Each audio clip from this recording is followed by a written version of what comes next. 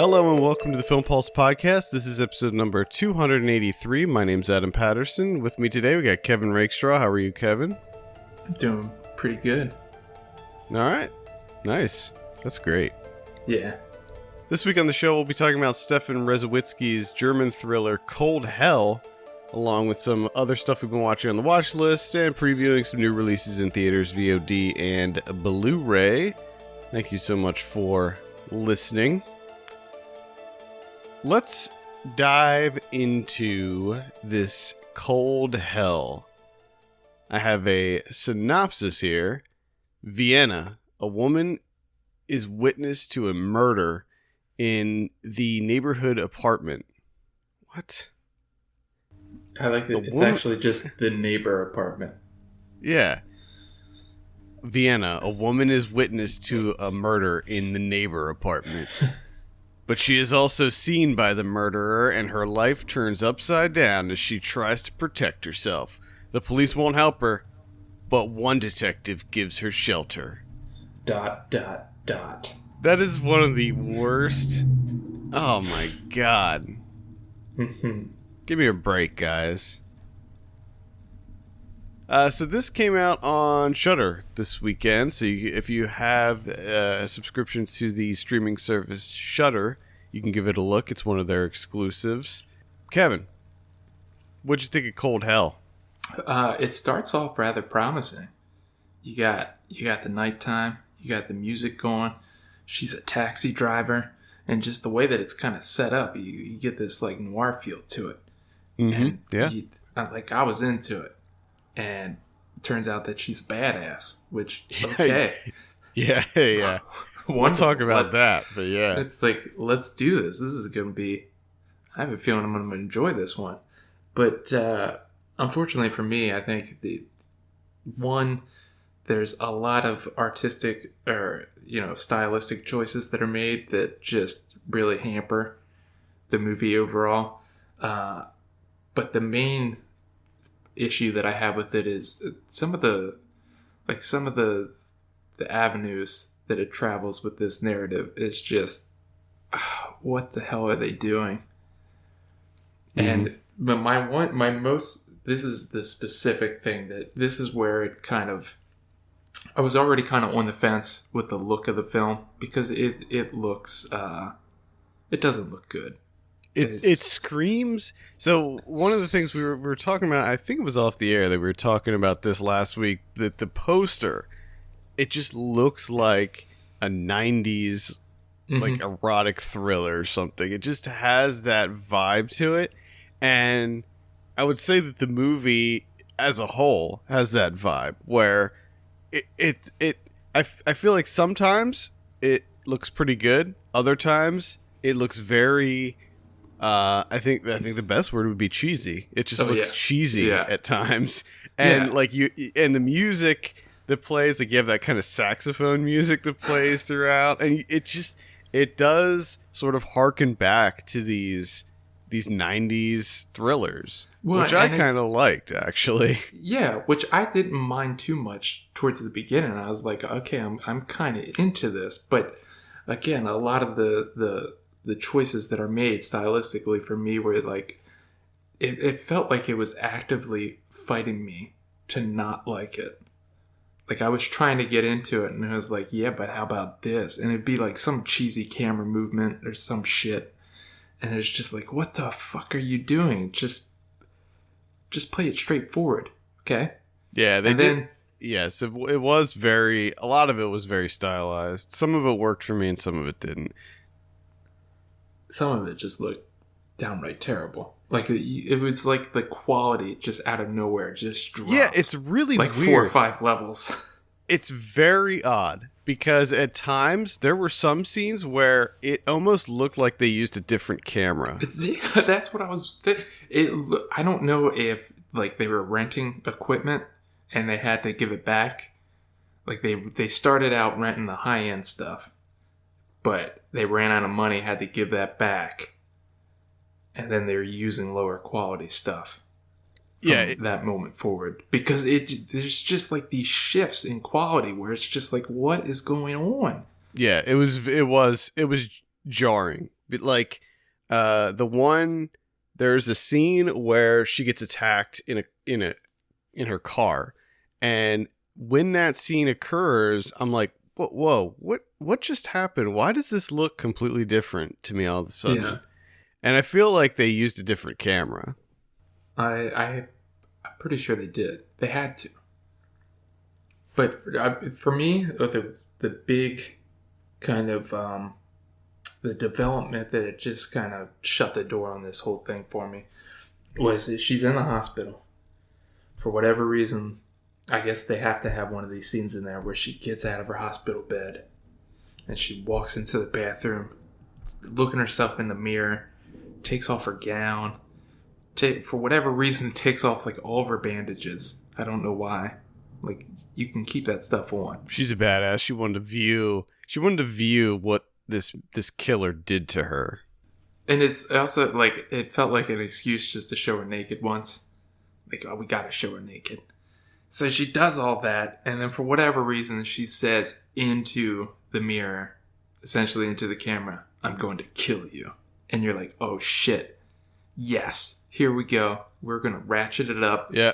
And it immediately goes absolutely fucking nowhere for like the next 45 minutes. Like, what the hell? They also, during that scene, they did it a sort of odd... They made an odd...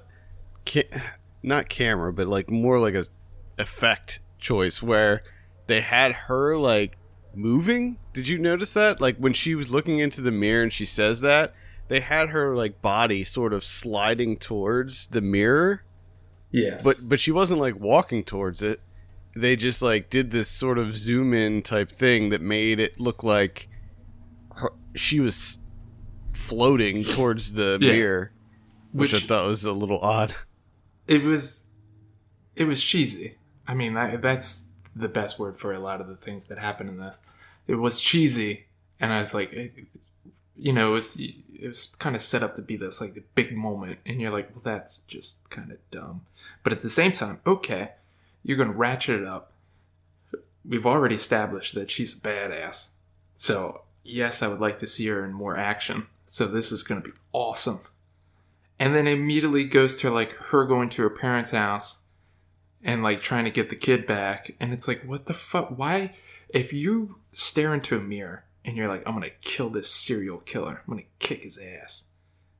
And then your immediate next move is, let me go pick up this toddler real quick. And then it's just like her like trying to find a place. And there's like no action whatsoever. And you're just like, why?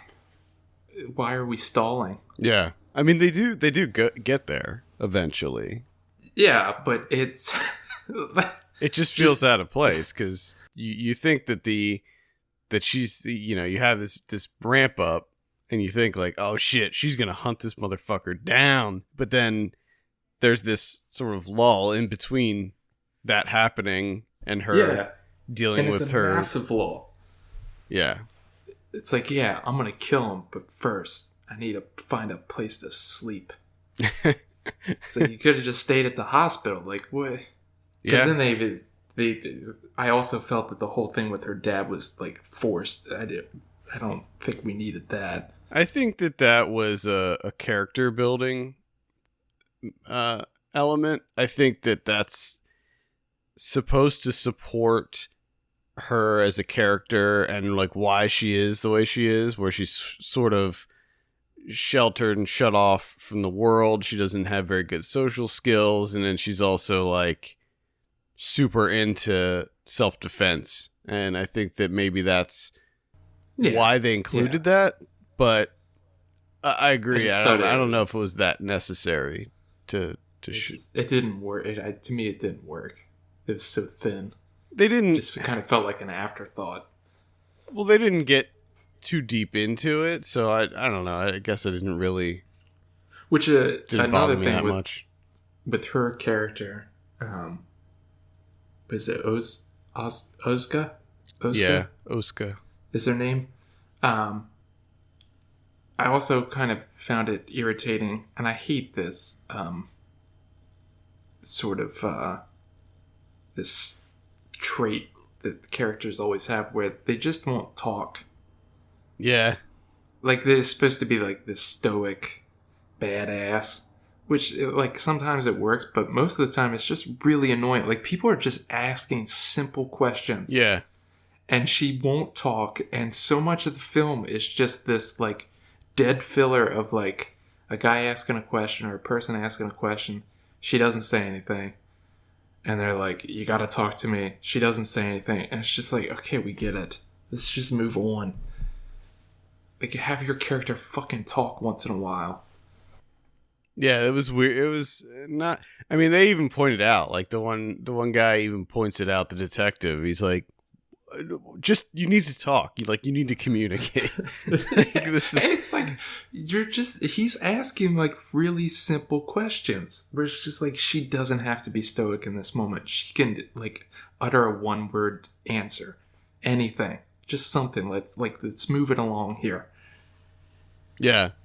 I had the same kind of issues that you did with this movie, but I actually enjoyed it.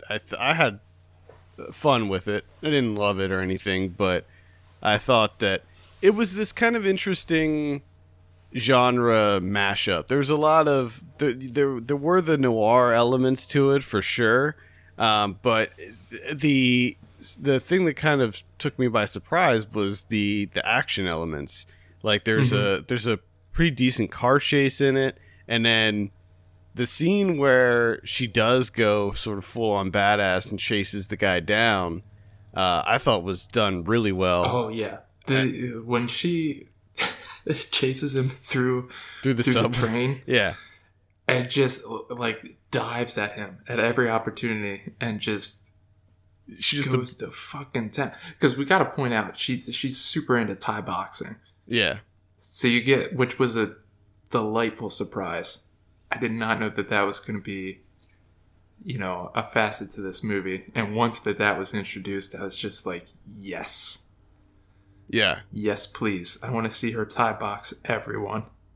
Yeah, I mean, it must be underscored that she is a badass, and she's not like the hapless victim. She's not like, the final girl that's in constant peril. She can definitely hold her own, and I think that it's sort of an interesting dynamic to have this sort of suave serial killer sort of have the tables turned on him and be the one who gets hunted by her. I definitely liked that dynamic. Yeah. The only other thing that I think where they screw up is the whole with the detective, which at first it was like, okay, he kind of like helps her out, gives her a place to stay, but for her to like seduce him just felt weird. Yeah, it's just like, no, don't do that. It was like, this doesn't make sense. You're just doing this to do it. It was like, she saw him taking care of his father who has dementia or Alzheimer's, and she's like, oh, okay, yeah, let's do this. Yeah, and then like the next thing is just like her in her underwear, like walking into his room, and it's just like, why is this happening? Yeah, I don't think this needs to happen. Yeah, I agree with that completely. Like, it just wasn't necessary for that to happen. No, but there is the action sequences like that the car chase where it's like her driving and like those two fighting in the car. Mm-hmm. Like, that was pretty good. Yeah, but like we already kind of stated, like the quality just completely changes, which kind of throws you off. Like you said, it's a bit jarring. So I don't know if I like fully enjoyed that sequence because I was just so thrown off, and I'm sitting there trying to figure out, why does it look different?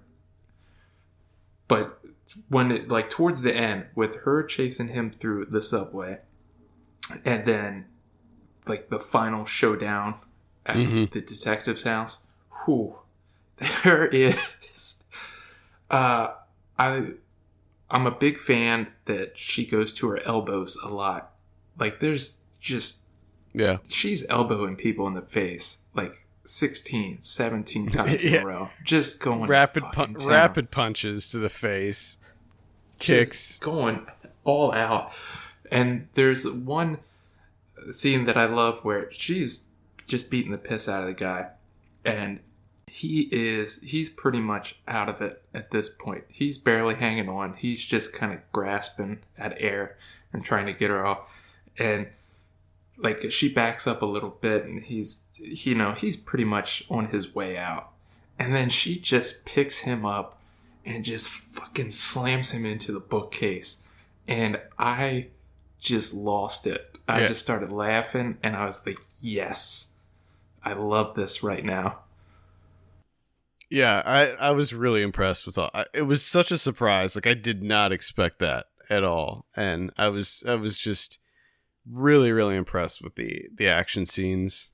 And that's the thing that kind of bums me out a little bit is you've shown numerous times over that she can really handle it herself in these action sequences, and we spend so much time with these lulls.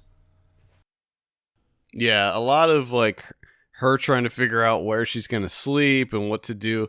So we should back up a little bit. She has she has this kid who is her cousin's daughter, right?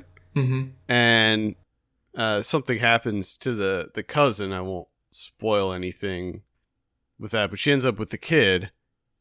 And a lot of the movie is just her figuring out where to go with the kid and taking care of this kid.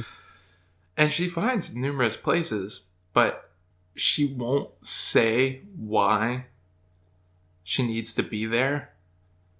And so she ends up just leaving. Like, she doesn't like any of these places. Yeah. And it's like, just open your you saw a serial killer. The serial killer saw you. Just explain it real quick. People will understand. They'll be like, oh shit, this is something that I need to, regardless of a history between us, I need to help you in this moment. Yeah. Because there's a serial killer after you. It makes complete sense.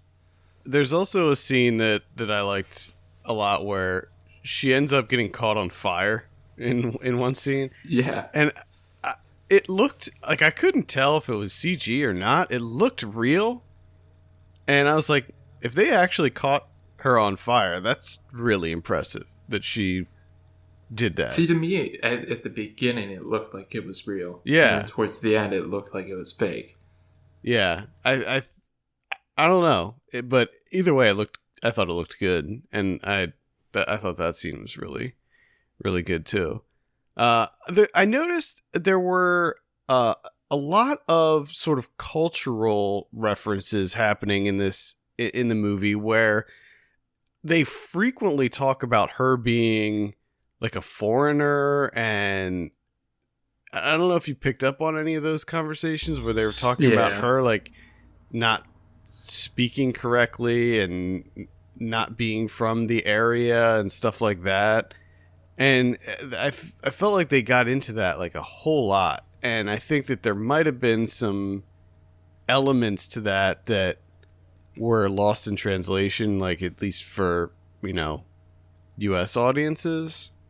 Yeah. Because when you look at the killer and his motives and all of that stuff, I feel like that seems to be very maybe culturally and politically charged as well. Yeah. And I think that maybe that was sort of like a specific thing to that area. Yeah, I think if you're more so for like the German audience, the Austrian audience, maybe you'll pick up on some levels to it that we didn't really. Because they mentioned something about her being like Turkish or something. Mm-hmm. And the detective seemed to be really focused on pointing that out a lot. And so, yeah, I think there was something there with that. And then, of course, the motivations of the killer and all of that. Yeah. Which I like the ending of this. I thought, I don't know if I've seen that before. yeah, I thought that was incredible. Actually, I was just like, holy shit! Like It's like, she, that is the best. Like as she's doing it, she's setting it up and preparing. I'm just kind of like, oh, what is she doing exactly? Like, where's she taking him? What's the plan here? And then when you see it, when you see her plan, you're just like, holy shit. Like, oh, okay, I gotcha. That's the plan. I don't know if I've seen that before. Yeah. Really badass. Really awesome. You had mentioned you saw this before me. Probably not much before me. We both watched it yesterday, I think, right? Yeah. And you told me to remind you to mention the scene with the dog. Uh-huh. And I think I know which scene you were referring to. Who transports their dog in the trunk of their car? Which is the fact that the guy transports his dog in his trunk. What the fuck? So the detective, he has this dog. He has a German Shepherd, and there's a scene where the dog goes out, and he's bringing the dog back, and they show him opening his trunk, and the dog's getting out of the trunk, and I'm like, it's just laying in the trunk of the car. What the fuck? Like, nobody does that. You don't transport a dog, and you don't transport your dog in the trunk of your car. Come on. Is that maybe that's a German thing or a Europe thing? I don't know. I've never seen that before in my entire life. Utterly ridiculous. And it was just and it's presented in such a normal, like it's a normal thing. Like that's how you transport your dog around. You put them in the trunk, and they lay down in the trunk, and you just pop the trunk when you get home. They hop out. I've never perfect size for a dog. It just doesn't seem right. Doesn't seem right to be driving around with a dog in your trunk. I don't know. I wasn't a big fan of that detective to begin with, and then when I saw that, I'm just like, nah, I'm done with you, sir. And you also clean your wall. What was that? There's this. So in his kitchen, there's this like brown, disgusting brown splatter on his wall.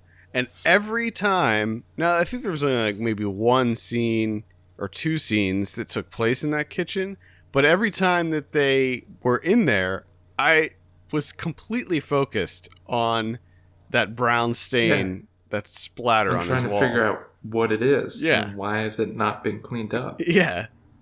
There's no explanation as to what it is, why it's there. And it's not like a water stain or anything like that. It looks like it's something that can be cleaned up. It's like a food splatter or like shit or something. It looks like someone threw beef stew. Yeah. I know, it's such an odd choice, like in production design, or set design, where you're like, okay, let's put this on the wall. Big smear. Big splash of beef broth or gravy or whatever. That's going to be a part of this room, and we're never going to speak about it. It's such a weird thing, and I was so fixated on it. It's distracting. A lot of just strange choices with this movie. It's sort of it's definitely a messy film for sure. Yeah, it's definitely messy. It's fun though. I had fun with it. I enjoyed it for the most part. Any final thoughts on Cold Hell? Like you said, it's a mess. It's not that. To be honest, I didn't 100% enjoy it, but at the same time, it was kind of a slightly entertaining watch. Mm-hmm. Yeah. And I think for the most part, it's on the strength of Violetta Sciarlo, who plays the was it Oska, which is a name I've never heard before. Yeah. Plays Oska, and it's just like the movie didn't realize what they had. Where like she was just awesome in all these action sequences, and it seems like they kind of wasted her. Yeah, I completely agree. Completely agree. This was probably one of the best Shudder exclusives I've seen so far. This is definitely up there as one of their best ones. And they're still new. They don't have a whole lot of these exclusives under their belt, and I'm sure that they'll be getting better I think that the service is definitely growing in popularity, so I'm sure that we'll see more quality coming out of them. I think Prevenge was probably up there as well. But yeah. This was definitely one of the better ones that I've seen from them. All right, let's give this thing a score. I will give Cold Hell a 6 out of 10. I give it a 5. There you go. Definitely, I'd say it's worth checking out just for the kind of 90s throwback that I felt from it, and those awesome action scenes. Yeah, like if this is a genre that you're into, it's definitely worth a look. Because when she kicks the shit out of him, did that sweet saxophone score going? You gotta have that saxophone in there. Kidding me? All right, let's talk about someone we've been watching. Kevin, I think we'll start it with you. What do you got going on this week? I watched on Filmstruck. They added one. At least they put one on there. Charles Burnett movie from 1983, My Brother's Wedding. It's a bit of a mess. Low quality. It's an indie movie. And it's populated mostly with, I think for the most part, it's nothing but non-actors, and a lot of scenes you can tell, and like their quality is inconsistent with their acting skills. Like some scenes, they're like, man, they got good chemistry here, feels real, and then there's other sequences where it's a little bit rough, but it's also oddly like part of its charm, and it just at the center. Well, what it deals with is this guy played by Everett Silas Pierce. He can't stand his older brother, who's a lawyer, and he kind of like hates the upper class or the middle class, and he, against his wishes, decides to be the best man in the wedding because his parents essentially force him to. But most of the movie, like, there's little interaction with his brother throughout the movie. It's mostly him hanging out at his parents' place. They own a dry cleaner type place. So it's him mostly hanging out there and hanging out with his buddy that just got out of prison, Soldier, and kind of them just like hanging about. And it's pretty good. There's like just straight up flashes of brilliance where like everything just comes together, and the filmmaking is so great. Like just the framing and the way that it's shot. So it's a bit uneven, but you almost want it to be that way. Like I can't imagine it being anything else besides that. And it's just a nice look at like the LA area circa 1983. So it's definitely worth a look. Cool, and that's called My Brother's Wedding. You can check that out if you have Filmstruck. I saw Tombraider, start with the big one. Ooh. Yeah, so, I was kind of hoping that this would break the video game curse, although I didn't really have any kind of expectations for it.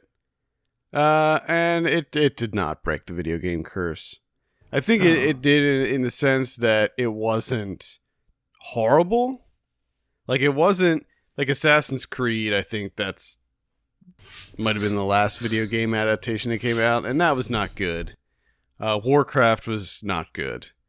Like, those movies were not enjoyable to watch. Like, I actively disliked those I movies. still can't believe that's a With movie. Tomb Raider, it was just like, I'm watching it and I'm just kind of sitting there and they're going through the motions and I'm just like, all right. And then it was over and I was like, okay, well, that was, an hour and a half of my life that just I spent doing this, and let me just move on. And it was just a nothing of a movie.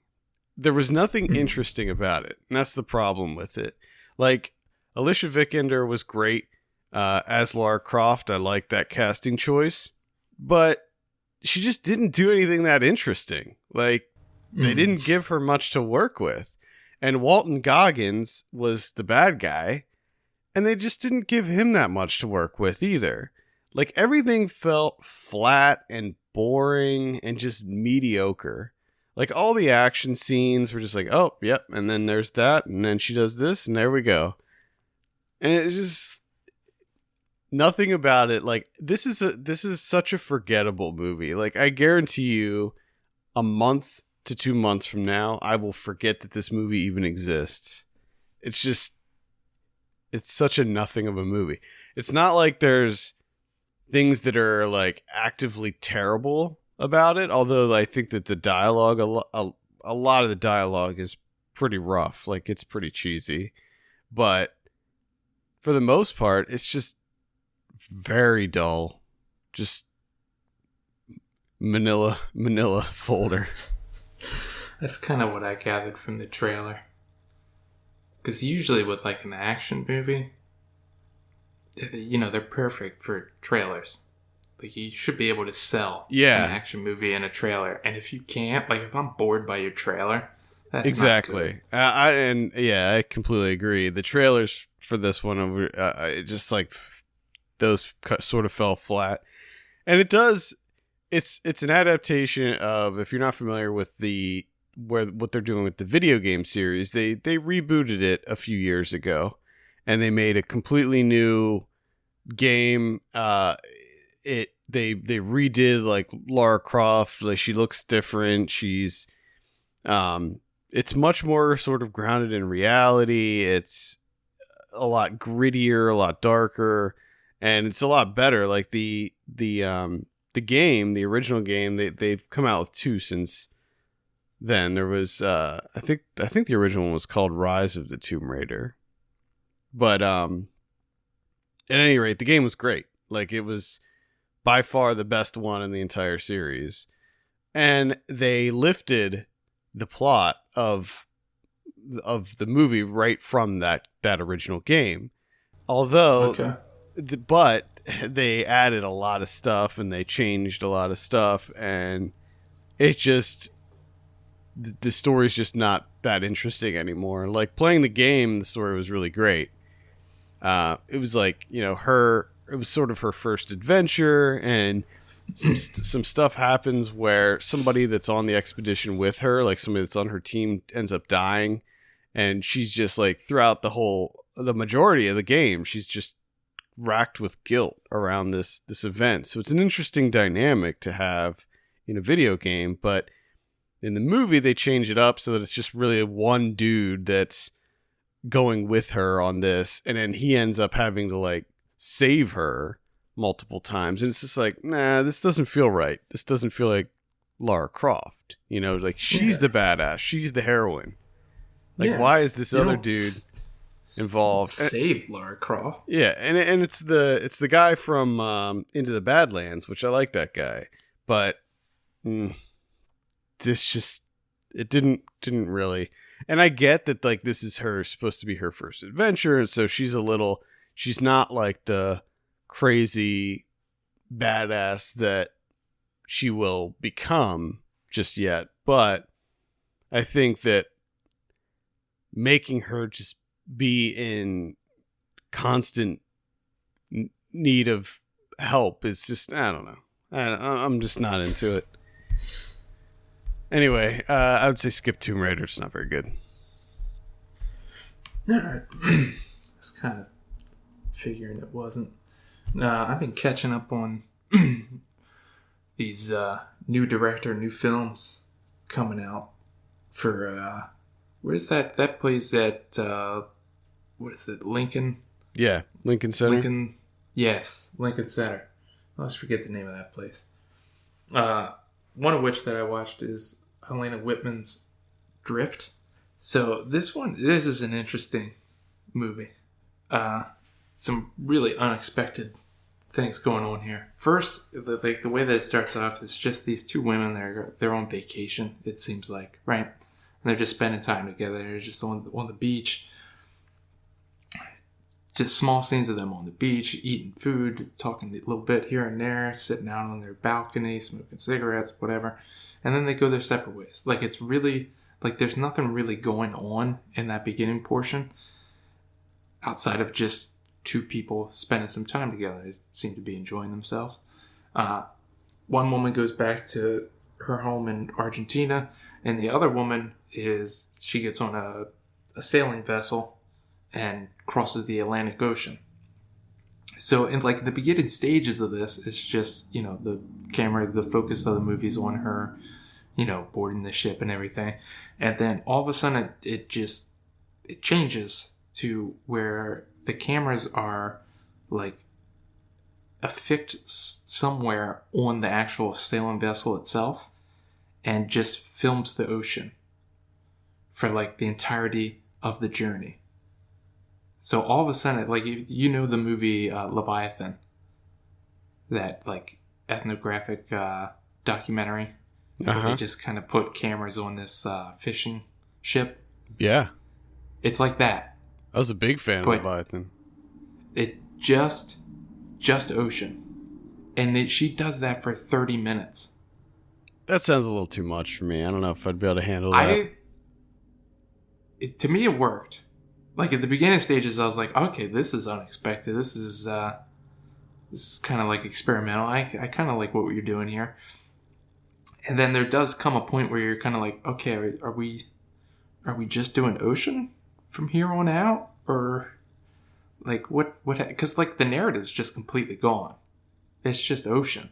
And then at a certain, like another certain point comes where I just crossed over again. And I was just like, okay, yeah, because the way that she's kind of setting it up is that this is this like transformative experience of her sailing across the Atlantic Ocean, and it's almost like she's recreating that in the film itself by just showing what the thing that is transformative, which is the ocean, and kind of like she does like during the daytime, and then it kind of switches to the ocean at night, and then it gets kind of a little more experimental where you can't really even tell if it's the ocean anymore because the way she plays with it.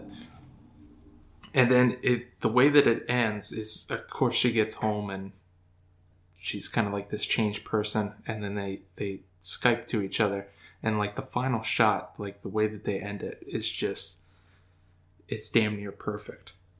Might have to check it out. Yeah, it's different. Okay. Sorry, what's that called again? Drift? Yeah, Drift. Interesting. So that'll be playing as part of New Directors, New Films, which starts March, was it 28th or something like that? March 28th, I think. Okay. I'm looking at a bunch of stuff from a new film festival that's going to be in New York called What the Fest. It's IFC is putting it on. It's a genre film festival. It's a pretty small film festival, but they have a lot of really great titles. Now I can't really review any of this stuff just yet, but I can sort of mention what I've been seeing, and maybe you can decide if it's something worth seeing based on that. The first one I saw was called Satan's Slaves. This is directed by Joko Anwar. This is a remake of a movie that came out in, I think, the early 80s. And it's a Malaysian film, I believe. Sort of a haunted house story. Okay. It's done very effectively. There's a few interesting dynamics in it. one of them being that the one of the children in the house is he's deaf. So he starts seeing some of these like kind of horrific things and stuff, but he can't, fully communicate what's going on. So that was certainly an interesting dynamic. But I would say, as far as haunted house films go, I'm not reviewing. I'm not going to give my opinion on it, but it's maybe one to look out for. It's called Satan's Slaves. I don't have a movie to talk about, but something that I just discovered today. So I don't know when this happened, but if any of you out there have Mubi, or you're thinking of getting Mubi, in the past, Mubi was just, one film a day was introduced, and then you had like 30 days to watch said movie. Mm-hmm. Well, when I got on today to see what the now showing movie of the day was, I realized that they have a link up at the top for rentals. So they now have rentals on Mubi, which is something they used to have like way, way, way back in the day before they changed it up. So they have like a whole slate of movies on here that you can rent for $3.99. So, and just from like a quick glance of what they have, there's some pretty decent stuff on here. They got a lot of Lav Diaz movies. You got anti-pornos on there. Yeah, that was Tarkovsky. Okay, so it seems like maybe what they do is they premiere it, and then after it expires, you can rent it. Yeah, which has always been my issue. Like recently, this is something that happened. They had a Zanussi retrospective where they played like 4 of his movies from the 60s and 70s, like stuff that's rare. You can't find it. It's not on DVD. And I was super excited. I'm a fan of Zanussi, but I never had an opportunity to watch him. And it sucks because you only get 30 days. But if it happens to correlate with the time where, like right now I'm busy with new directors, new films, trying to squeeze them in and write reviews for them, I can't watch any of this stuff. Yeah. So it's nice to have this option now where I'm like, $4, I can do that, especially for stuff that's not on DVD where like you can't find it. Sure. $4 isn't bad. $4 is not bad. Yeah, so I just wanted to throw that out there. Interesting. Yeah, check that out. While you're at it, if you want to stream some movies for free, you can check out Film Pulse Selects. That has officially launched. I don't know if I mentioned it on the No, I don't think you did. On the show. Terrible. Again, I need to hire a marketing person to help me remember to plug things and do all that. But we have two films released right now. You can check out Truth with Wine, which is directed by Theodore Kalados. He's a regular on our site. I think he's definitely a friend of Film Pulse. Indeed. That film is a limited release, so that'll be up until March 31st. So be sure to check that out. Short film, it's like 8-minute short documentary. Definitely worth a look. And then the other one that was released earlier this week was it's a film called Bride. It's another short documentary. This one's about 28 minutes, and it's about women who were victims of trafficking, human trafficking, and definitely a powerful and very depressing but important documentary. So check that out, and you can watch all that stuff for free. Just go to filmpulseselects.com. There you go. I also want to correct myself. Satan's Slaves is Indonesian. It's not Malaysian. Okay. It's Indonesian. Another one that I saw at What the Fest was Ghost Stories. This is one that I've been keeping my eye on for a long time. I heard a decent amount of buzz about it. And so I think it played at, I can't remember. There was a festival that I went to that it was playing at, and I was really bummed that I wasn't able to squeeze it in. But this is, it's directed by Jeremy Dyson and Andy Nyman, and it's based on a stage play that they produced, and it's about this this professor who makes his career as sort of a debunker. Like, he goes to psychic shows and stuff like that and debunks all of their stuff, and he writes books on it, and he made a career out of debunking the supernatural. And he gets this sort of mysterious cassette tape from this man who was sort of his inspiration. It was this guy who he really looked up to, who was a famous debunker in the 70s, I believe. And he goes to see him. The guy, he thought that the guy was dead, I think, but it turned out that he was very much alive. And he goes to see him, and the guy gives him 3 cases, and he's like, look at these, and you're going to be a changed man. So the film is broken up into 3 different cases, and those cases, so in a way it's an anthology story that just has bigger bookends than some of them, and they all kind of tie together at the end, like Tales from the Hood or one of those. Ooh. But yeah, Martin Freeman's in it. Alex Lothar's in it. A bunch of other people are in it. Ghost stories, again, can't really say what I thought on it just yet, but I should have a review up for that after it screens at the festival. That's all I got. All right. Let's see. Do I have anything else that I want to talk about? One more that I'll mention is called Lowlife. This is another one that's screening at What the Fest. I think this has a release date of sometime in April, if I'm not mistaken. It's directed by Ryan Prowse.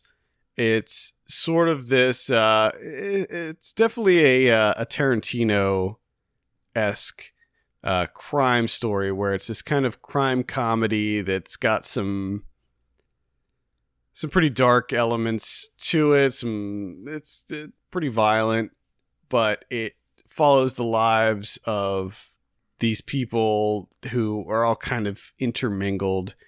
One of them is a Mexican wrestler. One of them is a hotel or a motel owner. And then the other ones are like sort of gangster guys, and they sort of all their lives get mixed up together through this series of events, and it's incredibly. I'd say if you're familiar with a film called Pulp Fiction, you may find yourself in familiar territory with this one. Okay. Again, not going to say much about it, but maybe keep an eye out for this one. It's called Lowlife. Okay. All right. Let's talk about some new releases coming up in theaters. This week we have Pacific Rim Uprising. That's a hard pass for me on that one. Mm-hmm. No, thank you. Does not look good. Sherlock Gnomes comes out, and that's another hard pass for me. Puns. They keep cranking out these gnome movies. Like, what the hell? Does anyone watch them, though? I've never heard of anyone watching one of these gnome movies. I mean, they keep making them, so I can only assume that kids are seeing them, and they're making money, I guess. I don't know. Yeah, I don't know. Midnight Sun comes out. Looks like a romance movie. Oh, We got Unsane. This is the new Steven Soderbergh. that's such a terrible title. Unsane, yeah. I'm going to see it, although I've said it before on this show. I do not like movies that involve people and mental illness and then you trying to figure out if they're crazy or not. Yeah. I don't like that. I feel like we see that so much in movies, and it's just, I don't want to. But either way, I'm going to see it because it's Soderbergh, and it looks like maybe he could take it into an interesting direction.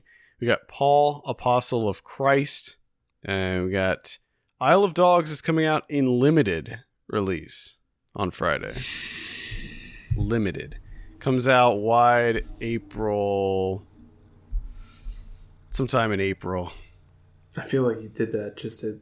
That the first limited that you said was the knife stab, and then the second slow limited was just the slight twist of that blade. I think it only comes out in limited like a week or so ahead of time. I think it's like April 6th or something that it goes wide, so it's not like that long.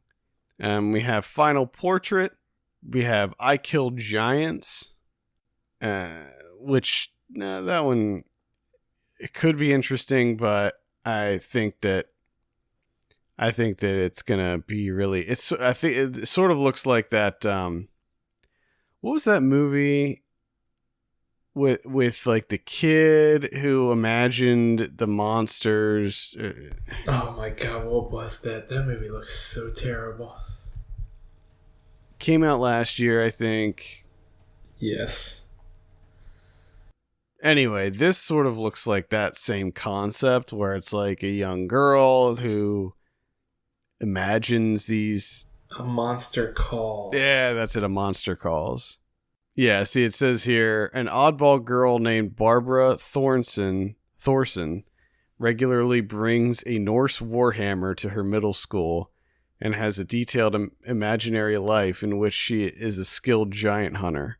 However, her flights of fantasy might be an attempt to cope with troubles at home.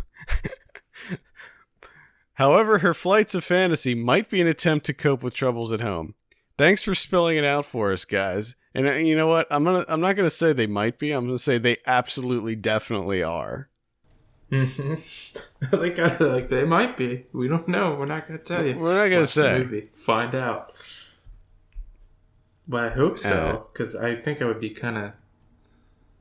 Could you imagine if you watched it and it turned out that it wasn't? I don't know. Might be cool.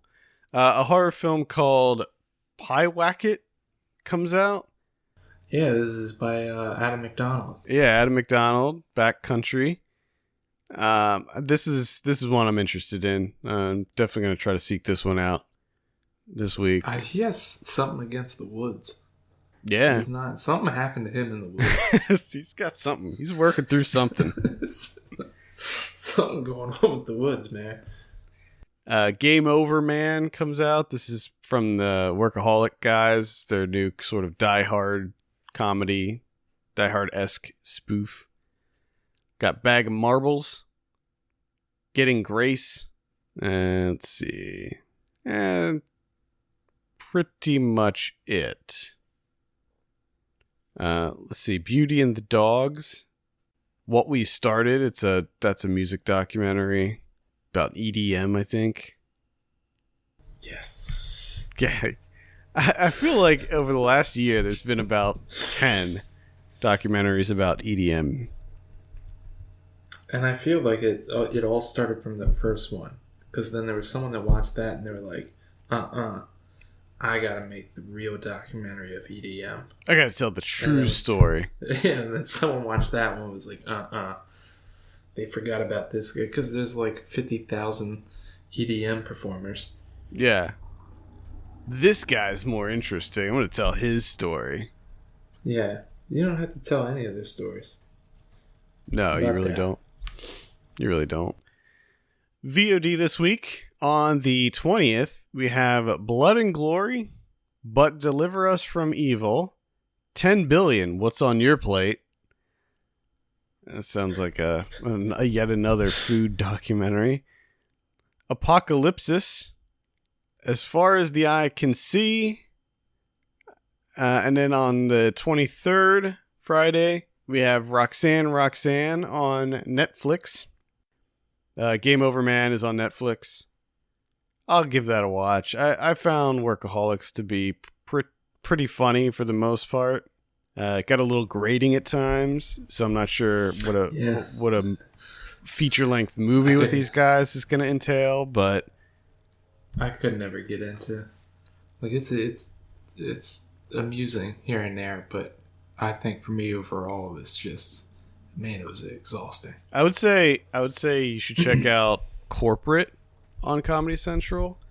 It's a new show it's another workplace show, but it's done in a much, much drier way than something like Workaholics. And it is it's definitely sort of more your and my style of comedy, where there's a lot of like just kind of dark, weird things that tend to bubble up in the show. But yeah, Corporate, check that out. Definitely a gem. I Kill Giants is going to be on VOD. Madam is going to be on VOD on the 23rd. That's all we got there. Let's check out Blu-ray this week. We got The Burbs from 1989. Yes. Coming out on Blue. I know that this came out on Blu-ray before. Maybe this is like this is a collector's edition. Yeah, I don't see what the special features are on this, but I might, if they're good, I might have to pick that up. Because I love The Burbs. Jumanji, Welcome to the Jungle, coming out. Yes. Yeah. Jumanji. The Church from 1989 getting a Blu-ray release, as well as Images from 1972. Those both look interesting. Pitch Perfect 3 coming out. Downsizing. Offerings from 1989. Black Scorpion from 1957. Man, I just love that all of these kind of more obscure 80s releases are coming out on Blu-ray. Yes. It is wonderful. It's great. Nightmare at Noon from 1988. Another one. Rockula from 1990. That looks amazing. A Pistol for Ringo and The Return of Ringo are coming out on Arrow. That's like a double pack. Those are from 1965. Underworld USA from 1961 coming out. Another one that looks really interesting. That's a limited edition. There's only 3,000 of those coming out. Underworld USA. I'm going to have to look into that. Delirium coming out. And that's pretty much all I have. What do we have on... Oh, I'm sorry. The Vanishing of Sydney Hall comes out as well. Can't forget that one. Lest we forget that. What do we have on Criterion this week? We have a Blu-ray reissue of The Passion of Joan of Arc from 1928. That's one of the early Criterions. Getting the Blu-ray. We'll have a review for this one up. By the time you're listening to this, Blake gave it a 10 out of 10. I imagine that it's probably pretty good. Yeah. It's a hell of a movie. And then this is kind of a lesser one, which is interesting. Ball from 1970 from Volker Schlandorf. So you got a Big Daddy and a deep cut. Nice. Criterion. Nice. Good week. All right, I think that's going to do it for this week. Thank you so much for listening. You can send us your questions and topics to feedback@filmpulse.net. Follow us on Twitter @FilmPulseNet and @FilmPulseKevin. If you have a minute, take a look at our Patreon page, patreon.com/FilmPulse. Consider helping us out by becoming a subscriber. For Kevin Rakestraw, my name's Adam Patterson. We'll see you next week.